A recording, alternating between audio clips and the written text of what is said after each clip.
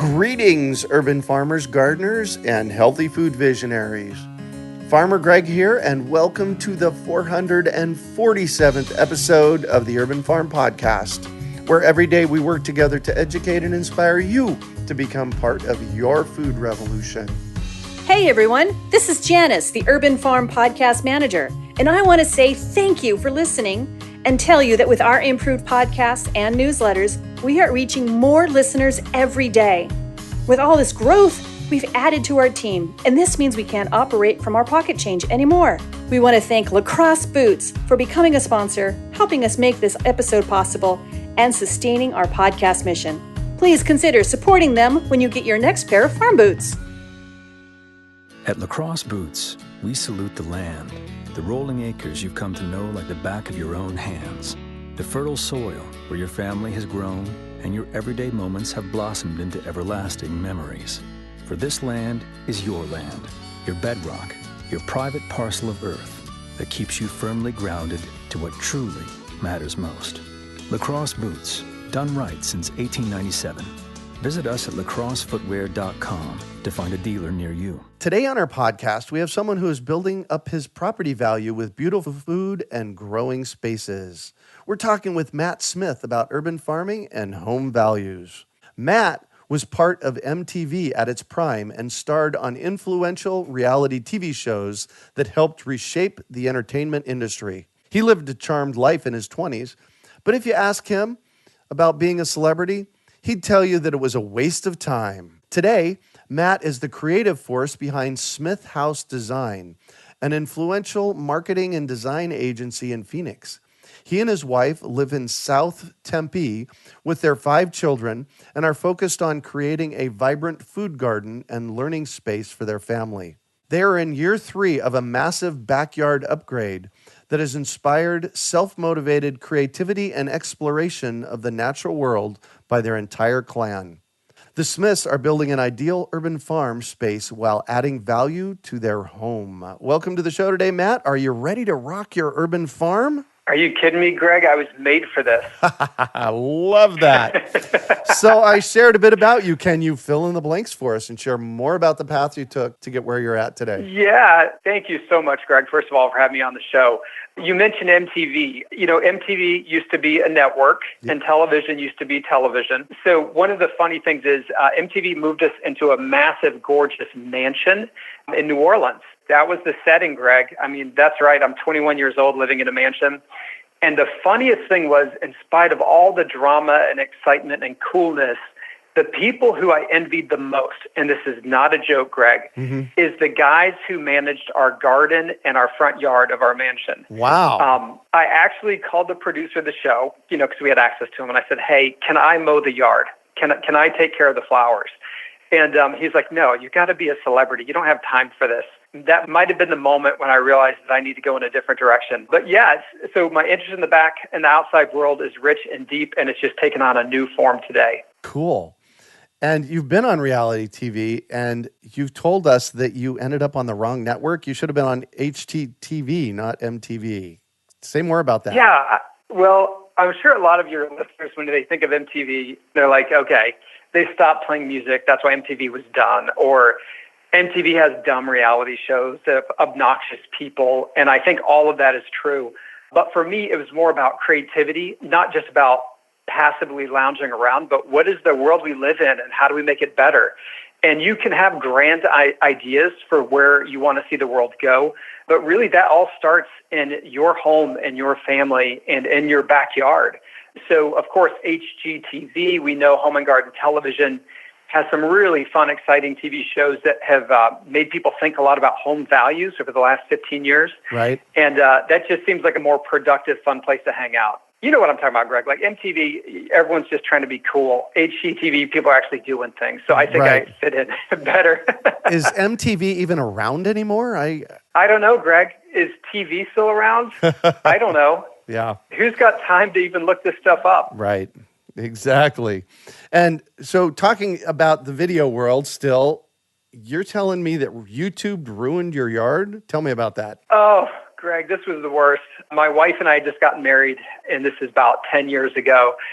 She kept on saying that she wanted a garden. And of course, I live in Phoenix, Arizona. We were living in Phoenix, Arizona. And I'm like, I just don't think things will grow. I don't think things will grow here. Yeah. She kept asking, and she was like, when are we going to do this? And finally, I just went on YouTube and I typed in Arizona gardening. Came across a few wild characters. You're one of them. Thank you. Yeah. Greg, looking sharp, digging holes, mycorrhiza, the whole deal. I just started to binge watch these videos at the end of the day. I turned to my wife and I said, I think we can really do this. And when I say it ruined my yard, is I had a perfectly beautiful, large, expansive South Tempe property that was the envy of a lot of people. But the more I walked out back and looked at what I had, I just knew it had to change. So yes, YouTube ruined my life, and I couldn't be happier for it. There you go. So we've been interacting for a few years now, and you've sent me lots of pictures of your space before and after. You're really motivated to get this backyard of yours transformed. If somebody was walking up your driveway and kind of, went around to the left or the right of the driveway and into the backyard, what are they going to see? Well, what they're going to see is, so it's a third of an acre. So depending on where you live, that might seem little or might seem big. Here in Phoenix, a third of an acre is a pretty big piece of property. Yep. Our backyard, year 3. And in year 3, we've covered half of our backyard. So we've flattened out the property. So we brought in 25 tons of dirt to flatten out the property. We put in a new, better, more playful yard for the kids. And then we've wrapped the edges of the yard. Now, I want you to imagine, Greg, we know in Phoenix, what do you typically see in someone's backyard? What do you normally see? Gravel or grass? Exactly. You have grass in the middle, and then gravel goes where? On the edge. On the edge. Yeah. Exactly. And you get 1 or 2, 3 desert trees, some oleanders that eventually kill everyone, right? Right. If you imagine, our back property is different because we have that beautiful panel of green grass, but along the edges, just imagine a 6 or 8 foot deep food forest that wraps the edges of our property. And what that accomplishes is privacy. You get more privacy from your neighbors, but it also gives you that beautiful garden that you wanted. So that's a big picture. Small picture, we've got some pretty creative playhouse activities for the kids. We're putting in raised bed gardens. We have a small orchard of peaches and plums. Total fruit trees that we put in, probably we're up to about 75 in the last 3 years. Nice. Yeah, and you were there, dude. We were there, the whole clan, my wife and I, and of course now it's not just the two of us. We have 5 children. We load up everything from the urban farm store, and then we go and we dig and we plant and we have a blast with it. So you used a term a moment ago that I'm going to call you out on. You said food forest, and when we were starting to kind of go over our notes before we started recording today, you said, no, I really don't want to call it a food forest, and we just decided to call it a garden. And I liked your reasoning behind not calling it a food forest, so tell me about that. Yeah, that's okay. So a food forest, as we know, so if you go on Instagram, YouTube, Pinterest, food forests are never much to look at. It usually is a single-minded person who wants to get as much production from their space. So talk about like it's a Whole Foods in your backyard. The problem with food forests is that they're unwieldy. They're not compatible with entertaining because you've literally put a tree on every space you can in your property. And then also, like, if, I have 5 children, they need places to play and to run and to leap and to bounce, and it can't happen when there's a tree every 6 inches. So my inspiration is, Thomas Jefferson, Monticello, and then George Washington with Mount Vernon. If you just Google image search those 2 gardens, that's what we're going for. They're very preppy. Can I use the word preppy, Greg? Sure. They're very preppy. Everything is very orderly. Everything is very measured and geometric, and there's beautiful patterns.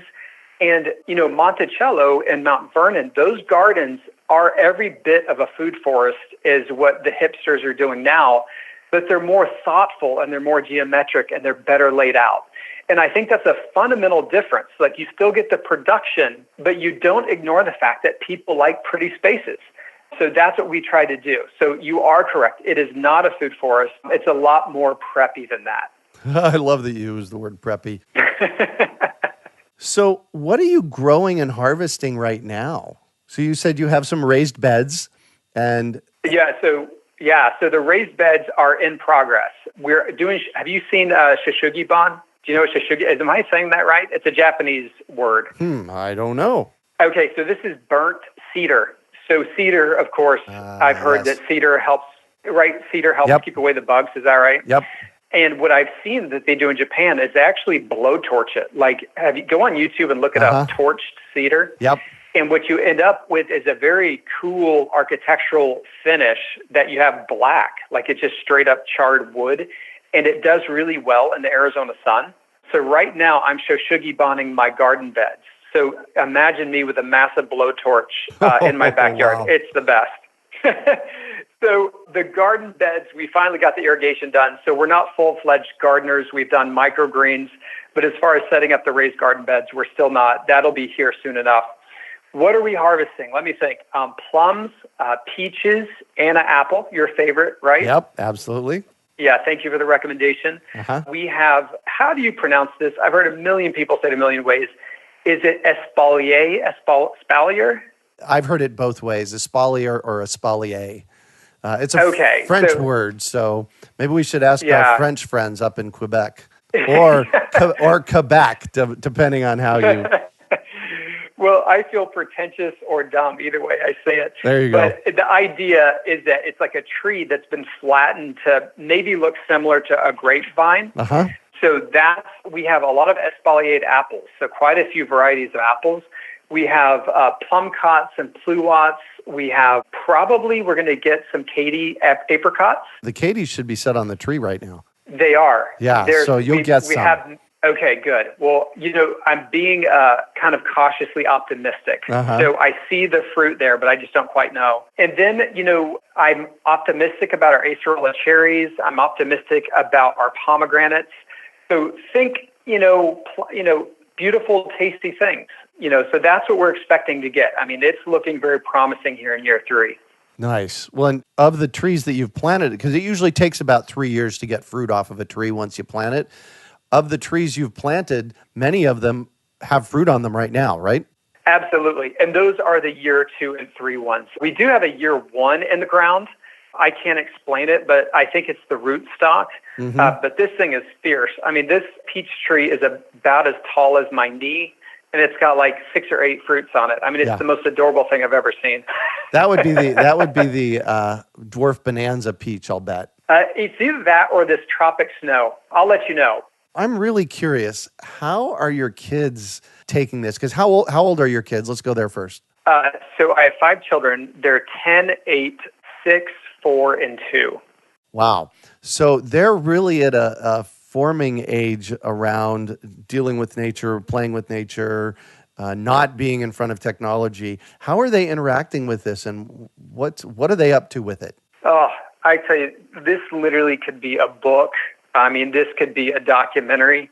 I just cannot overstate how amazing, fruit trees and gardening are for children. I cannot overstate it. Like, I find so we do a lot of nature journals, and what that is simply is just a simple bound book, and you go out and you take notes on what you see.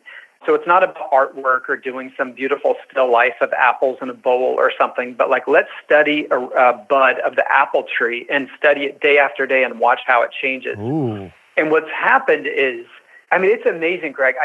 You just can't believe it. Like, here we have this big house, and all of a sudden the house is quiet, and you get panicky as an adult, like, where are my children? Yeah. And you go into the backyard, and you have 5 children studying different trees and showing one another what they've discovered. Wow. And it's amazing. When we have guests, like when we have people over the house, the number one thing and the only thing they want to talk about is the backyard. It's not just about playing baseball or playing catch, with your kids in the backyard or practicing soccer. All those things are good. But when you have a garden and fruit trees in your backyard, it's absolutely magical. And I know anyone listening who has children knows this is true. But for, young parents who are kind of concerned that maybe a garden would be overwhelming, it's magical. I could talk all day about it, but it's beautiful to watch. Awesome. And you've created some built structures in your backyard that they do multiple things. Tell me about that. Well, first of all, Greg, you're going to have to come and hang out, is our playhouse. We've made a pretty cool playhouse. So imagine a lifeguard tower. So just kind of imagine what a lifeguard tower looks like. It's similar to that, but we've made it large enough, and because of the pitched roof, it's tall enough that adults can hang out in it as well. Wow. There's nothing more sad than building a cute little miniature house for your children in your backyard, and then your kids grow a foot in 2 years and they can't fit in it anymore. Yeah. So our playhouse is a multi-purpose space. It's a lot like a tiny house where the furniture converts and changes to be a bench and to be a couch, to be a bed, to be a booth that they can hang out in. So that's just a lot of fun. We have trap doors and swing out doors and barn doors. It's just the ultimate kids hideaway. So that's the structure. I mean, that's where I have my coffee every morning. Like, that's where we hang out. Wow, nice. So that was pretty cool. We're about to finish up our garden arbor with a beautiful, adorable garden gate to it as well. So we have a red and a green grape that will be growing up and over. So that's exciting. Have you ever seen the slack line, Greg? Do you know what that looks like when you say slack line? That's one of those wires that people walk across, right? Yeah, well, that's a taut line. Now, a slack line is like a strap. It's like a canvas strap, and it's meant to be slack, and it requires a different kind of balance that's better for children because it helps them balance better. So they're always walking the slack line. They're always swinging from the rope swings. Those kinds of things are important. Now, this summer, what we're doing an outdoor fireplace, which is going to be a really fun hangout, and that's right in the garden. So you have the raised garden beds, a dining room table, and an outdoor fireplace. So that's going to be magical. We're doing a porch swing out there so we can sit in the orchard with the porch swing. And then finally, you want to talk about, what is it, farm to table? Yep. We're doing a really cool outdoor potter's bench or a potter's table, but it's part potter's table, part outdoor grill and sink. So we can literally pull up the carrots, wash them, slice them, and who knows, grill them at the same time. So those are some of the structures coming into place. We live in the desert, and often people ask me when I say, well, we need to do rainwater harvesting, they say, you live in the desert, why bother? But it sounds to me like you've jumped into that arena as well. Yeah, actually, this is something I'm really excited about. You know, gray water is cool, and for some people it works very well. You know, they have, for instance, I don't know what the rules are, Greg. Do you know what are the rules for like a washing machine, like runoff from a washing machine? Like, what are the rules in Arizona? Do you know? Yes, there's actually 13 best practices. I couldn't recite them, but it's fairly simple. You just need to make sure that you exit gray water. So gray water is any water that goes down any sink or drain in your house except your kitchen sink or your toilet. And it's legal in Arizona to use it if you follow these 13 guidelines. And there are things like make sure that you don't put something you don't want in your yard down the drain. Make sure that you exit all water, gray water, subsurface so that you're not, like putting it out on the lawn. So, simple stuff like that. And I actually have a couple of gray water systems here at the Urban Farm. It's actually quite simple. Arizona gray water, I like the idea that they encourage it. For us, it wasn't doable because where we would pull our gray water from is all kind of an island within our home. Like it's difficult to get water from the washing machine into the garden, for instance. So rainwater was our only option. And so what I've done is, first of all, again, what I described earlier, imagine a big grass yard, a big rectangle, like a miniature football field. And then along the edges, you've got a 6 or 8 foot deep, fruit tree, preppy forest along the edges. So the way we shaped the property, all the water washes away from the home and it washes to the edges of the property, and that's where the fruit trees are. So simple stuff, right? Like, where does the water go?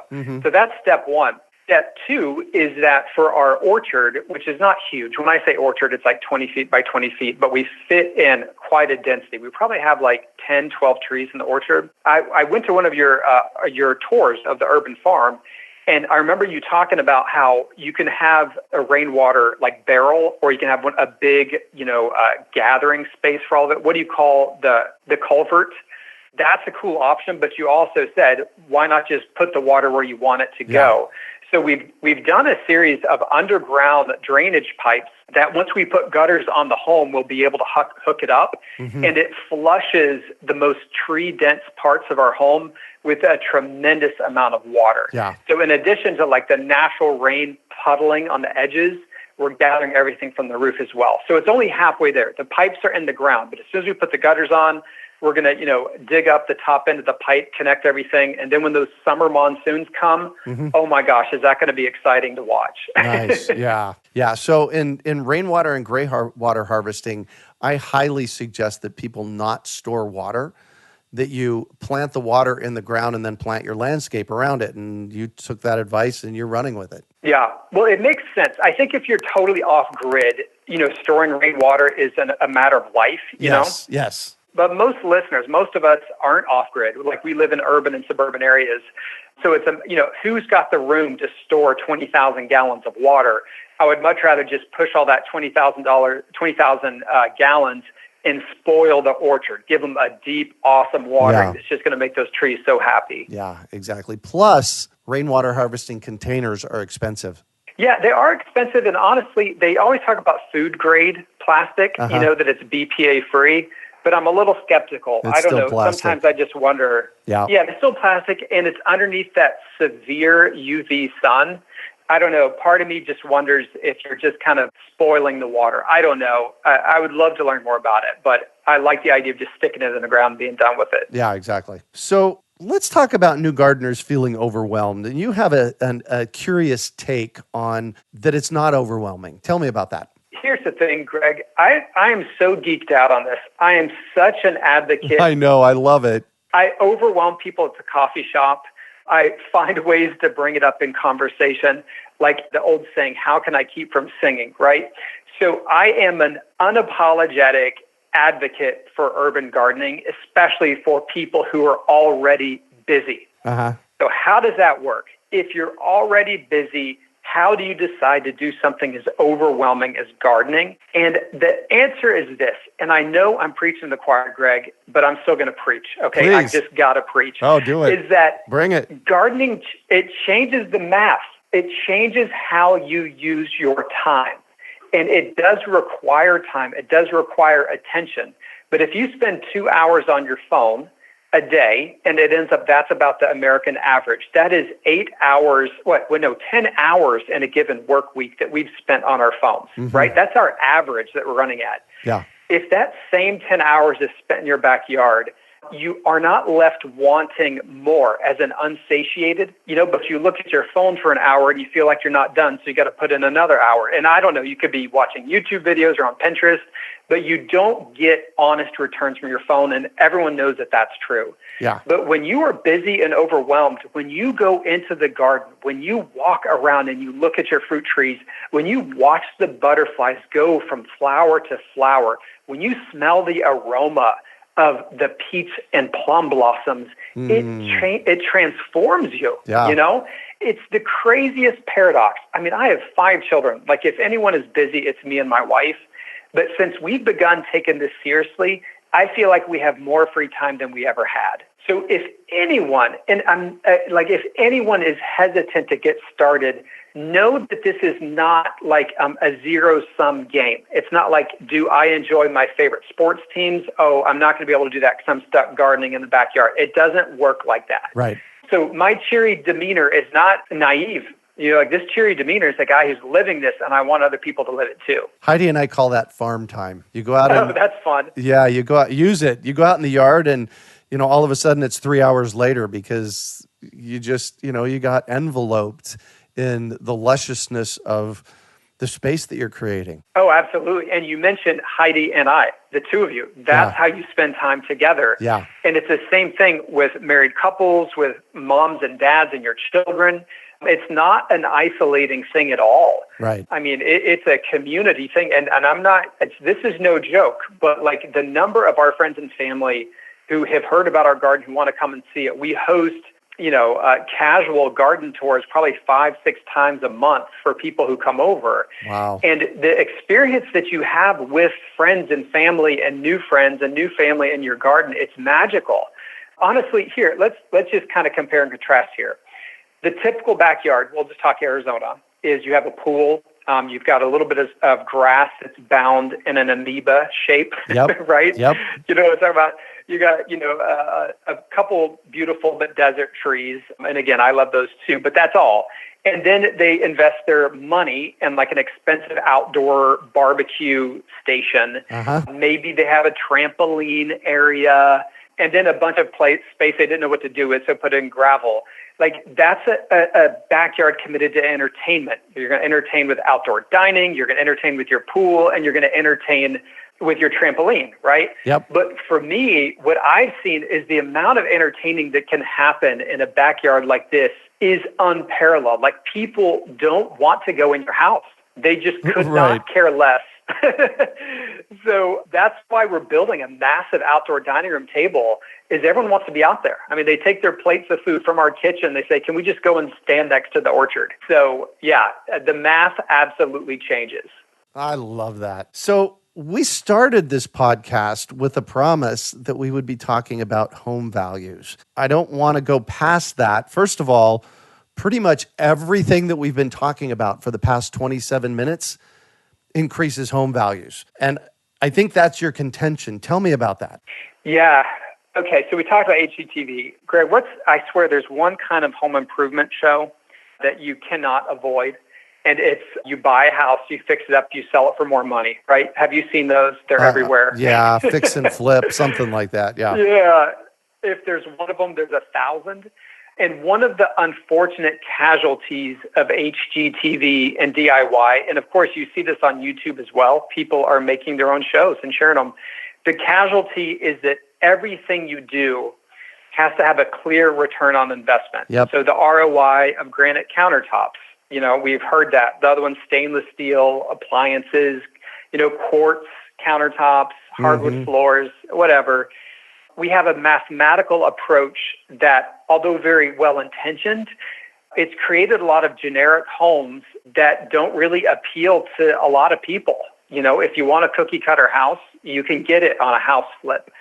So what I'm seeing, though, is a change. If that is what we could see over the last, let's say, 10, 15 years, I think we're at a cultural point where we've been trying this standardized backyard and a standardized improved home, and we're seeing that there are very real limits to it. Yeah. And honestly, I don't want to overstate this, but are you familiar with Chip and Joanna Gaines?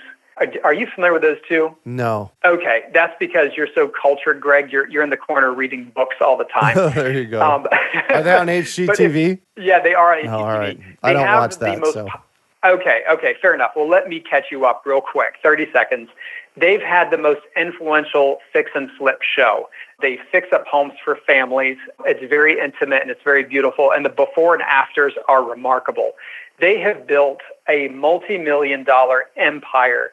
They have their own line of products at Target. They have their own magazines. They have new television shows. Like, they have built an all-out, absolute, they've reshaped the way people think about home improvement.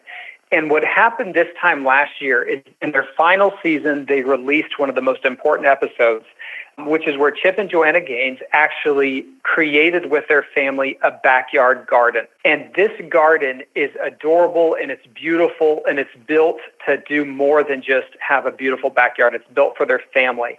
And there's this urban gardening thing has been, because of the tireless efforts of people like you and so many people are passionate about it, has caught on with a lot of people. But I think once millions and millions of people saw what Chip and Joanna built for their outdoor garden and their outdoor gathering spaces, it created a moment where people are rethinking. They're like, why the heck do we just have this standard backyard? And I think we're getting to that point where it's no longer an argument. Like, we don't even have to debate it. Does a backyard filled with fruit trees add value to your home? Yes, it does. Raised bed gardens absolutely adds value. And in case anybody had doubt, look at what Chip and Joanna have done and look at the trend that's coming just out of that. It's a whole new level of people who are committed to urban gardening. So I could go on forever, but that's it in a nutshell. Well, and I've seen that just in the work that I do over the past 20 years. When I started doing tours here at the Urban Farm in 2001 and 2002, there were Saturdays that I would put up my tent and announce a tour and nobody would show up. And now, I know, right? And now like 18 years later, we have to offer multiple tours over the course of a weekend because so many people want to see it. I am, in the lectures that I give, and even this podcast, I am told by people in the industry, and this is not something I really know about, but I've been told by people in the industry that we are in the top 4% of all podcasts out there for the amount of people that are listening, which is it's magical. So we're seeing it, and we're seeing it from baby boomers all the way to millennials. They're interested, which is I'm in heaven. Thank you very much. Oh, well, let me tell you a little bit about heaven. Just another anecdote to kind of illustrate the point here. What is more likely? And I'm going to throw this question to you, Greg. But what's more likely? A new neighborhood built around a new golf course or a new neighborhood with a community garden? I think these days the community garden is where it's going. Absolutely. I'm working with a builder here in Phoenix that is putting in all edible landscapes in his communities. That's just where he's at. Well, and we have an example. Like, I know people listen to this podcast around the country, but here in Arizona, we have Agritopia, which is Joe Johnson's project where it's like the most magical community you could ever imagine. And it's all anchored around a functioning urban farm. Mm-hmm. And then also people have their own raised beds. So you get to see a large scale farming happening every day. And then you also get to be a part of it. And all of the walkways have grapevines. I mean, it's, the listener should Google Agritopia, take a look at what it is. And I think Joe was ahead of his time. Both were. But I mean, for real, if you ask anyone, I'm just turning 40 now. If you ask anyone 40 or younger, which is more interesting to you? Buying a home next to a golf course or buying a home in a rural agricultural gardening and farming community? Like, eyes sparkle. So I guess to bring this full circle, the reason why I'm talking about this is I'm an advocate for this stuff. I don't want anyone who's listening to think that somehow their livelihood or their net worth is threatened by a hobby like this. Yeah. Like, the tides are turning, and yes, put in your granite countertops if that makes you happy, or put in quartz if it makes you happier. But don't stop in your backyard and think that you have to do something generic. This kind of thing matters a lot. It does. And I'm seeing it out in Southern California. We spend a lot of time in San Diego, and we always have fun with the home tours. And this is central. Like, all the hip new communities, if they don't have an urban garden, it's a bad look for them. Yeah, boring. Exactly. Well, awesome. Thank you for all that great info. So I'm going to shift on you, and I'd like for you to talk about a time you failed, how you overcame that failure, and what you might have learned from it. Oh my gosh, failure? Well, I don't know. We've killed 6 or 8 trees, so we could start there. Oh, you're just beginning, man. Yeah. I've killed 600 or 800 trees, not on purpose. Well, yeah. Well, because you killed yours, you told the rest of us what not to do. So I've only killed 10%. Honestly, Greg, the funniest, most random failure is a little frightening. We have a compost bin, and we dump in food scraps, grass clippings, you name it, right? So you try to keep a good mix of browns and greens. And I had done some research that ash from your fireplace, so not like ash from your grill, like if you have charcoal, you don't want that, but ash from your fireplace works well. Yep. So we had some elm. We had an elm tree that died out front, and I split it into firewood. We burn it in our fireplace. And after 3 days, I had ash. I swept it up. I put it in a pail and carried it outside. And I thought, do I throw this in the trash can or do I put it in the compost bin? I sprinkle it into the compost bin. I'm like, okay, this is going to be good. Let's see how this goes. So I'm actually pretty excited. We're not just doing your standard compost mix of green and brown, but we're adding in some, ash. And what could be more awesome? Ash from a tree that you cut down and split the wood, right? Mm-hmm. Go to bed, wake up in the middle of the night, and I smell smoke. Uh-oh. Yep. And it was dense, okay? It's the kind of smoke that wakes you up. Uh-huh. I go downstairs. I look in our fireplace. I'm like, I don't have a fire. I don't know what's going on here. And I look out my back patio doors, and my compost bin is on fire. Oh, my gosh. It was on fire. And I'm not just talking like smoldering. I'm talking like bonfire, frat boy bonfire. Okay. Wow. So in my PJs, Greg, I run outside, I grab my 5-10-gallon buckets, your garden buckets, Yep. and start to pull water out of the pool, and I'm dousing this burnt up compost bin. And this is a large City of Tempe issue trash can. Oh my like gosh, this thing so is it's massive. melting. It is melting. It was frightening, but I did about 10 buckets, so about 100 gallons of water on this thing, drenched like you could not believe. I had ash all over my feet. I smelled like smoldering smoke, and my heart was pounding. And it was like 4 in the morning, right? Uh-huh. It was like 4 in the morning, so in the middle of the night. Uh-huh. So, like, for real, could you imagine a bonfire in the middle of the night on your back patio? Yeah. So anyway, I got in the house and I realized I'm not going back to sleep. So I made some coffee and I just stood there and watched it for the next 2 hours till the sun came up. And here's my theory on it. I think what happened was, first of all, never assume that your ash is burnt done. Amen. 3 days. Yep. Okay? Never hit it with the hose. The other thing is that this did have some dried leaves in the bottom that I had not turned over. So it's very possible that maybe it was just one piece, like one small smoldering piece of ash made its way down. Regardless, my wife has created some house rules, so ash does no longer go anywhere like that. So that's my biggest failure. There you go.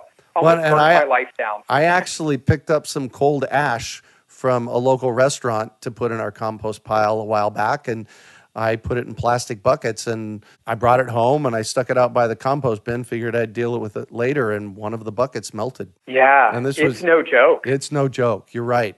You're right. So if you are going to deal with ash like that, just, ash is really good for the compost bin, and stick a hose in it. Yep, just hit it with a hose. It's plain and simple. If you don't do that, then you're literally playing with fire. So what do you consider your biggest success besides this amazing backyard that you're going to invite me to come over and see? Well, amazing in that it's momentum. It's not finished. It is a 3-year project. We are about 1/3 of the way through.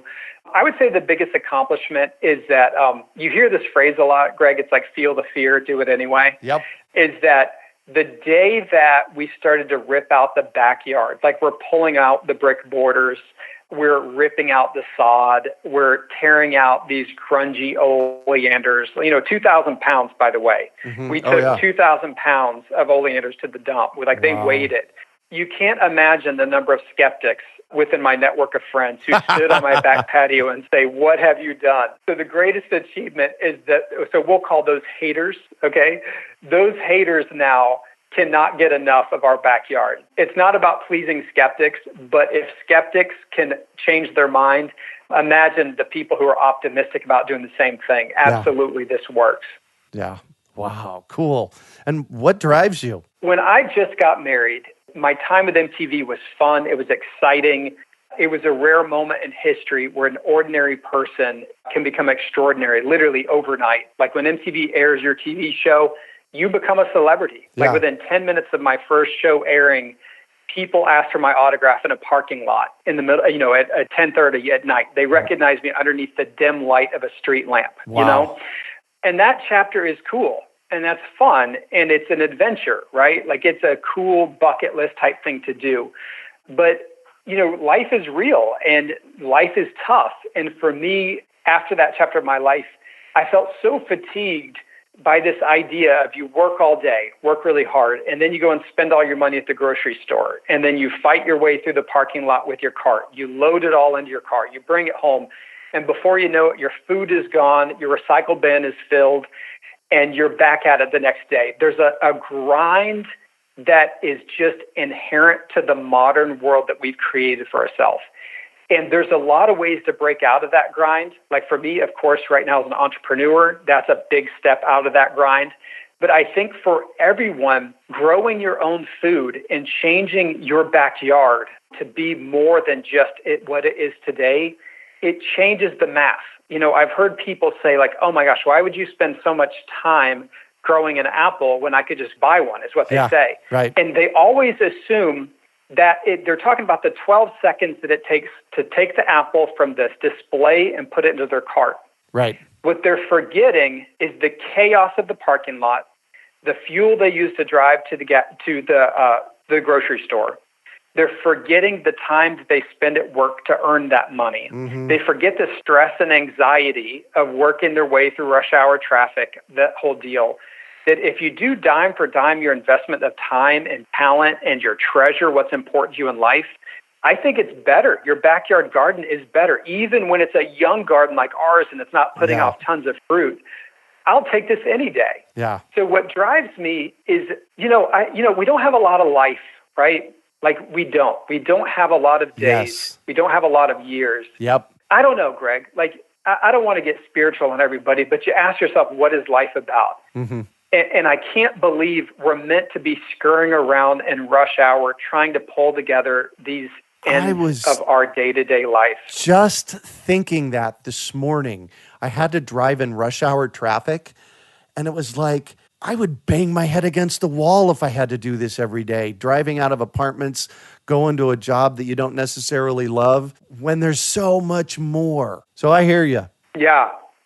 Well, can I touch on that real quick? Please. Is that I know people right now who are listening to this podcast in their car stuck in rush hour traffic. Yep. So I know that there's a longing to break out of these patterns, and of course you can talk about, corporate America, you can talk about crazy bosses, you can talk about rush hour. It's not always a possibility. Entrepreneurship is not a possibility for everybody. Sometimes it's just not in the cards. For a lot of us it is. But what I'm getting at is that one thing we all can do is this breakthrough moment of when you realize that you can grow things, and it's not just things, and it's not just growing. So there is liberty, and we talk about being in America. I'm talking about freedom and liberty. I feel like some of these modern patterns that define society, these are failed experiments. Like, This is not how it's meant to be. Yep. I mean, like for real, like George Washington, early in the show, we talk about Mount Vernon. His garden was beautiful, and it's the most influential person in American history in that life chapter. Thomas Jefferson, like for millennia, for centuries, humans and their cultures and their societies have decided that gardening was important, and it was an integral part of a quality life. But it's only been in the last 60 years that people stopped doing that. Right. And to me, I think we're seeing this this was a bad idea, guys. We got to get back to where we started. So that motivates me. I want people to reclaim liberty and freedom and a sense of autonomy and resourcefulness that comes from having a garden. That drives me. Like, that's a very real passion of mine. You know what? We can hear that in your voice and your passion. Thank you for sharing that. If you could share one resource with our listeners, what would it be and why? Okay. This is so simple, but I'm just going to say it. Pinterest, okay? Pinterest is a wonderland social media app where anyone and everyone can just explore their interests. Women seem to like it more than men. I can't explain that. I totally love Pinterest so much. But it's a great way to see visually what the possibilities are for your garden. Yep. Of course, YouTube is very awesome for learning the mechanics, the logistics of what to do and what not. Yep. But Pinterest is a place for pure inspiration. So anyone who's just even considering what could it be, go into Pinterest and create a pin board. Start one pin board, like layout ideas. Another pin board called structures that we could build. Create a third pin board called trees that I'm interested in. And really sit down with those and take notes. What is it that you like about this? Is it the geometry? Is it the layout? Is it the overall colors that they use? Really study those pictures. Don't just pin them and then get back into Pinterest, but really study what you have. That has been an extraordinary resource for my wife and I as we're trying to figure out how we're going to pull this off. How do we have a preppy food forest? So Pinterest, of course. And you know what? One other one that is so super obvious, but you can't overstate it, is go on a garden tour. Yes. I cannot explain. We've been to your property, we've been to Cricket's, we've been to Jake's, we've been to several in Arcadia. Yep. Those garden tours, I mean, what can you say about a garden tour? Why do you tell people to go to a garden tour? It's an opportunity to experience possibilities that you might be able to go install and create in your space. Absolutely. Yeah. Let's just straight up talk about the urban farm. Mm-hmm. Your hedge of the Anna apples is magnificent. Yeah. That thing is gorgeous. that is like, I don't care if you like fruit trees, if you like apples, or I don't know, what grid you value something, but if you want a pretty yard, plant a hedge of Anna apples. For me, acerola cherries. I never would have known how beautiful an acerola cherry bush is had I not seen it in Jake Mesa's backyard. Right. Yeah, I would not have known how awesome hollyhocks, a beautiful flower, or oh my yes. gosh, or how gorgeous a loquat tree is had I not been to Cricket's backyard. Yep. So for listeners, regardless of where you live, there's an urban gardening movement. Make time for that. Take your loved ones, take your family. Honestly, Greg, by the time we finished off last year, we had an entourage, no joke, of about 6 or 8 cars of friends and family that we brought with us to garden tours. When you do that, something magical happens. So yeah, there you go. Short answer, Pinterest and garden tours. Just do it. I want to actually give a little bit more information about Pinterest and how I used it. Pin boards, all that stuff, have no idea. But about 3 years ago, I went looking for a view fence for my chicken area. And I just went on Pinterest and I started looking at photographs there, and I found one that actually was really cool and simple to build, and that's how that got built. So that's actually how I've used that asset. Oh, Pinterest is awesome. So here's some quick things we've used for Pinterest. That's where I learned about Shishugibon, how to have burnt cedar. Oh, yes. Uh-huh. I learned all the different kinds of garden gates that you can have and the different kinds of hinges. Oh, yeah. Like something simple. Like, don't just trust that Lowe's has the only hinges. Don't waste your time there. Simple things like the different levels. So we're putting in pea gravel in our raised bed garden area. Yep. But what are the different levels of substrate that you have before you put in the pea gravel? The Pinterest, I guess what's different about Pinterest and YouTube is that YouTube, of course, is very loud and invasive. It's very immersive when you flip on YouTube. Yep. But Pinterest is very casual and quiet. And it's a very nerdy, booky, but glamorous place to go. Yeah, I mean, exactly. I'm glad you go there, Greg, because it's fantastic. Yeah. So what one final piece of advice do you have for our listeners? Final piece of advice, I would say without being redundant, what's a new piece of advice I give to people is it's okay to have an imperfect starting point. So, of course, begin with the end in mind. Where do we want to go? What are we doing? Some simple questions that we had to answer is we wanted outdoor dining. We wanted a play space for children. We created, imagine, rooms in our backyard, just like you would design inside of your house with different rooms and purposes. We started there. But we also realized we didn't have all the answers. So we planted 2 plums and a peach 3 years ago. It was not a perfect place. We didn't know if it was the right microclimate. Right. We didn't know if we had the right soil mixture. We didn't know if they were going to be there forever, but we knew we had to put those trees in the ground if we were ever going to get started. Yep. Since then, I'm not kidding, we've moved them into their 3rd holes. Oh, wow. So we planted them first, twice, and now 3rd time in their final location. They're still hanging in there. They're not fruiting too well. They're a little shell-shocked. But it's not the end of the world, Greg. Right. Having to move a tree is not the end of the world. So I just don't want people to be so overwhelmed with all the lingo of microclimates and soil and sun exposure and cross-pollination. That's what I call a fire hose of information. Right. Don't drown in that. Sometimes put a tree in the ground and be okay with it. So it's a simple approach, but you'll get more joy out of planting that tree and watching those buds and flowers. So don't be afraid to start with simple. Sometimes that's just what you need, just one step forward, even if it's not the perfect step forward. Yeah, beautiful. Thank you so much for joining us on the show today, Matt. Oh, absolutely. And thank you for having me. And Greg, thanks for all you've done. You're an inspiration to a lot of people, and it's a privilege to be a part of what you're doing. Thanks. And right back at you. I love what you're doing. Who knows? Maybe someday MTV, HGTV, and YouTube will merge into one, and it will just be a happy world for all of us. There you go. There you go. You can find more information on Matt and show notes from today's podcast at urbanfarm.org/Smith House Design. We are your urban farming resource. You can find us on iTunes, Google Play, Stitcher, iHeartRadio, and everywhere podcasts are found. Also visit urbanfarm.org to find articles, webinars, courses, and more. Well, that's it for today. Thanks for joining us on the Urban Farm Podcast. At Lacrosse Boots, we salute the land, The rolling acres you've come to know like the back of your own hands. The fertile soil where your family has grown and your everyday moments have blossomed into everlasting memories.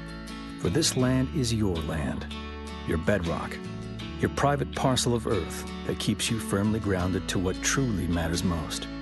For it is the land of bonfires that torch a night sky, the land of dirt-flinging afternoons that wash away everything but the here and the now, the land where you plant seeds of strength and promise, of faith and togetherness.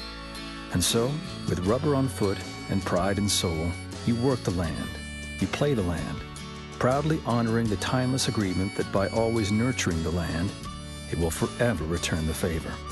Lacrosse boots, done right since 1897. Visit us at lacrossefootwear.com to find a dealer near you. We hope you enjoyed today's episode of the Urban Farm Podcast. Remember to listen for tips, advice, and resources to help you on your journey with urban farming. You can find us on the web at urbanfarm.org or send us an email to podcast@urbanfarm.org. In the words of Vincent van Gogh, great things are done by a series of small things brought together. Be encouraged that with each lesson learned and skill developed, you are one step closer in the direction of your dreams.